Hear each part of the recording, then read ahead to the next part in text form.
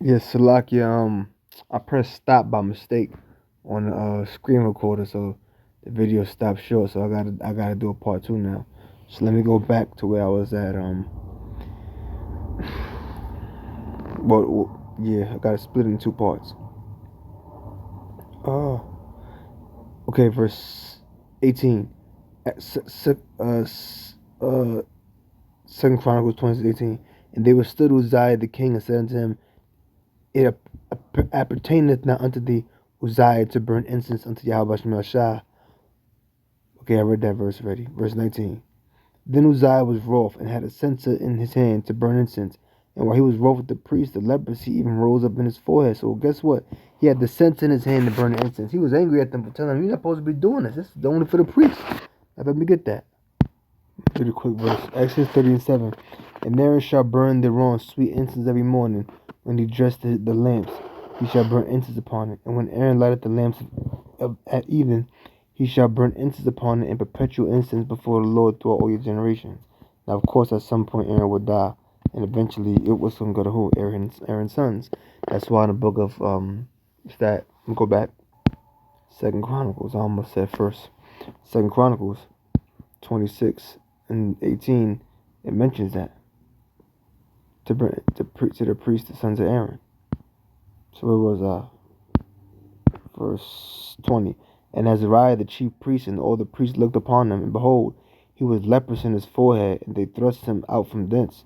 Yea, himself hasted also to go out because the Lord had smitten him. So he hasted to get the heck out of it because the Lord had smitten him. He saw that the leprosy was coming on him, and he ran out. And Uzziah the king was a leper until the day of his death, and dwelt in a several house, being a leper, for he was cut off from the house of Yahweh Shah. And Jotham his son was over the king's house, judging the people of the land. So he went from being a king and had to having to dwell in a several house, a separate house, because he had leprosy, so he had to be separate from the people. See how the Most High just brought him down? He was a king, but guess what? He had great army. He had other nations giving him tribute. His name was known far and wide.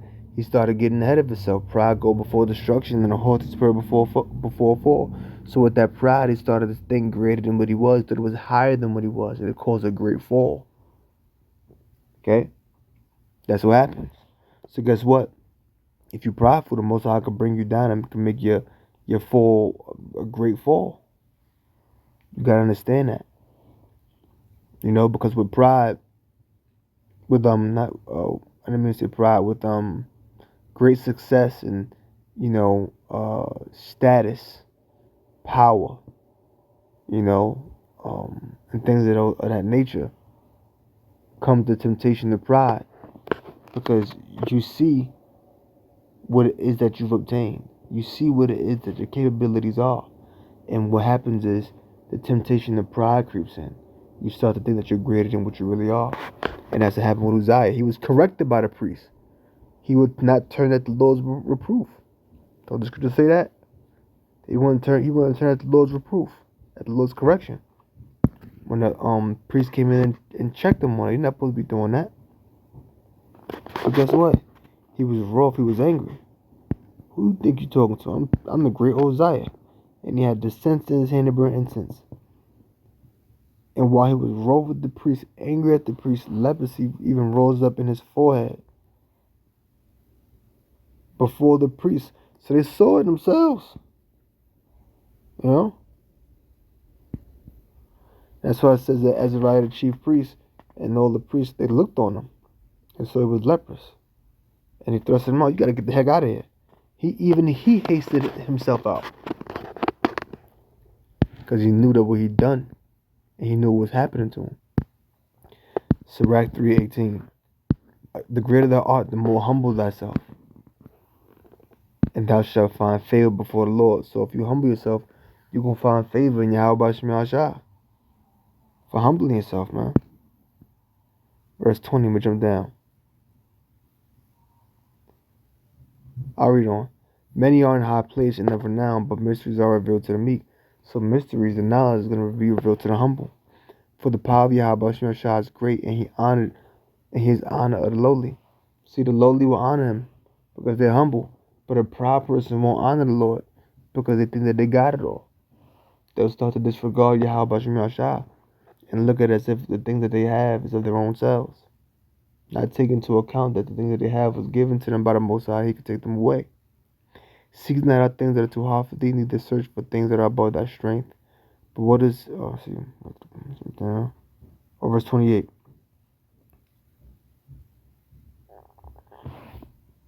In fact, hold on.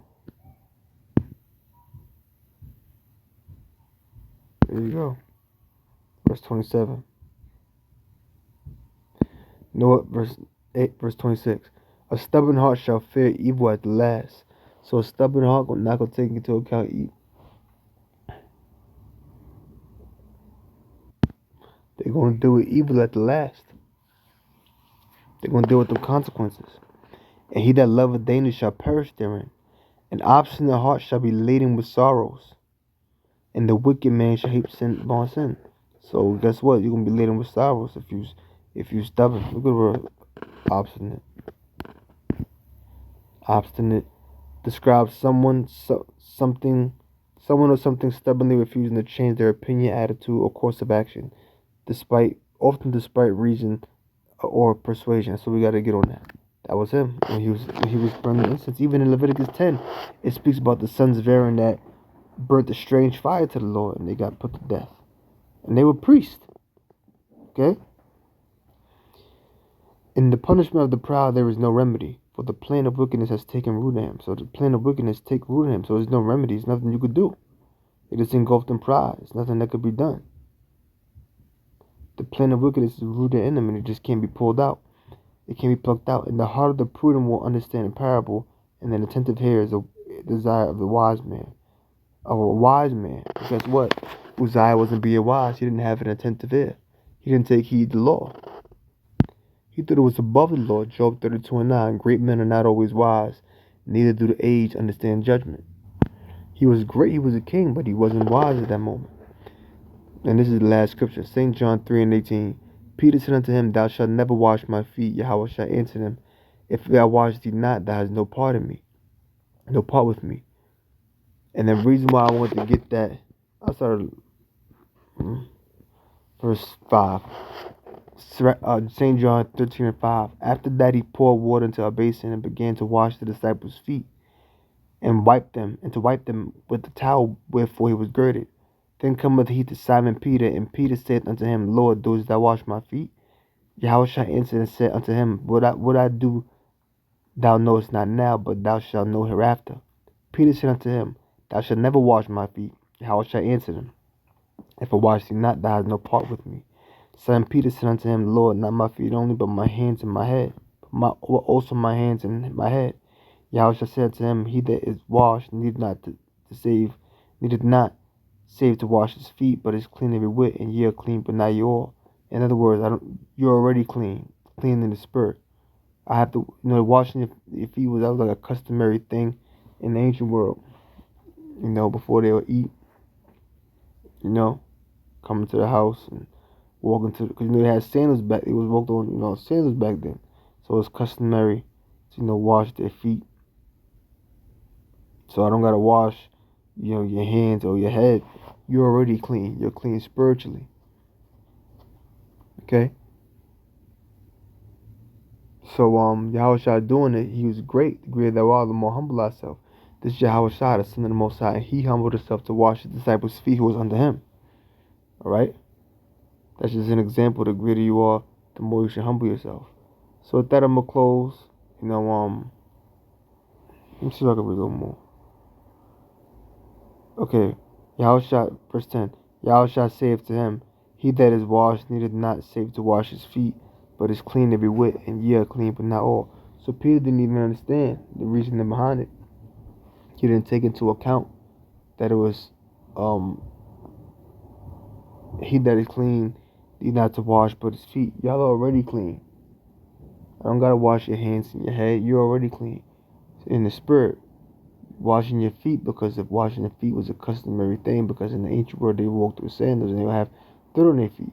So before they would eat, you know what I'm saying, going into the house or going to their house, they'll wash their feet.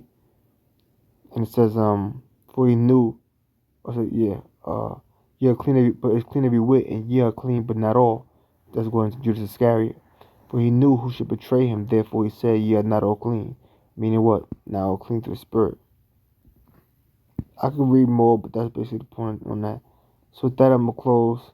I'm going to say praise to how about Shemel Shad. And Yahushua told the disciples to do this too.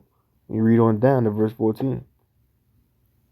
So with that, I'm going to close and say praise to how about Shemel Shad. Double out, say Apostle GMS. I hope you learn something. Shalom.